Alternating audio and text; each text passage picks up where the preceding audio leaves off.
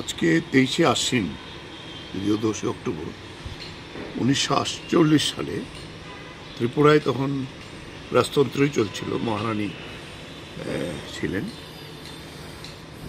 ইংরেজির অধীনেই হয়তো।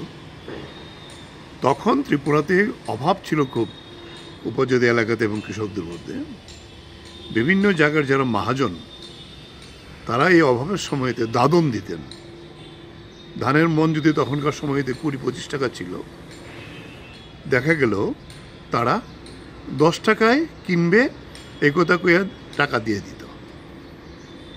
এইভাবে দাদন দিতেন। কিন্তু যেভাবে অভাব ছিল, কৃষকরা যখন সংগঠিত হয়েছে, তখন গণমুক্তি পরিষদের মূল কৃষক সংগঠন এর প্রতিবাদ করলো যে না, এইভাবে আমরা দেব না, উচিত দামে নিতে হবে। তখন তো মহাজন আর দাম পাবে না।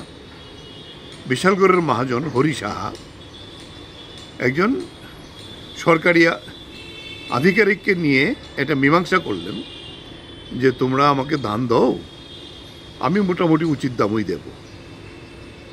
এই কথা বলে তারা ধান নিয়ে এসেছে, তারিখ ঠিক হয়েছে।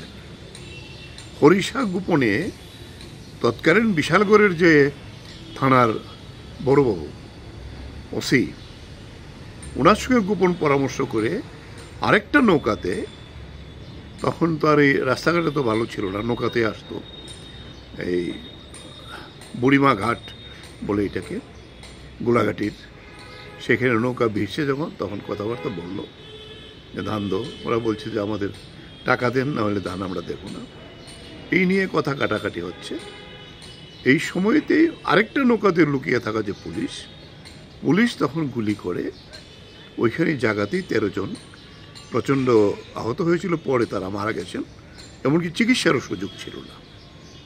আমরা বলবো যেটা ত্রিপুরার কৃষক আন্দোলন গণমুক্তি পরিষদ দিয়েই শুরু হয়েছিল।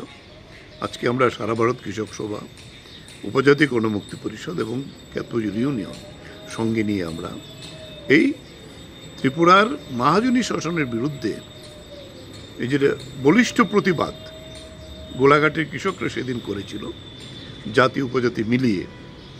এই যে 13 জন শহীদ, তাদের শহীদান দিবস 23শে আশ্বিন হিসাবে গ্রামের মধ্যে এটা নিয়ে থাকে। আমরা 48 সালের এই 23শে আশ্বিনের এই যে শহীদান দিবস এখন প্রতি বছরই আমরা করি। আমাদের রাজ্য আজকে আমাদের কেন্দ্রীয়ভাবে আমাদের রাজ্য দপ্তরে এটা করেছি, এবং রাজ্যের সর্বত্র আমাদের জেলা, মহকুমা এবং লোকাল স্তর পর্যন্ত এই দিবসটি প্রতিপালন আমরা করি। শপথ নেই যে মহাজনী শোষণের বিরুদ্ধে যে ঐক্যবদ্ধ কৃষক সংগ্রাম, তখনকার সময়তে, আজ থেকে প্রায় 78 বছর আগে, এই সংগ্রাম আজকেও আমাদের প্রেরণা যোগায় যে কৃষকদের সংগঠিত করার জন্য। শোষণ শেষ হয়নি, এখনও বিভিন্ন নামে শোষণ চলছে, তার বিরুদ্ধে আরও শক্তিশালী প্রতিবাদ করার জন্য এই যে সংগ্রামী শহীদরা 78 বছর আগে তারা শহীদ হয়েছিলেন, তারার প্রেরণা নিয়ে আমরা এগিয়ে যাব। তাদের প্রতি শ্রদ্ধা জানিয়ে আমরা প্রতি বছর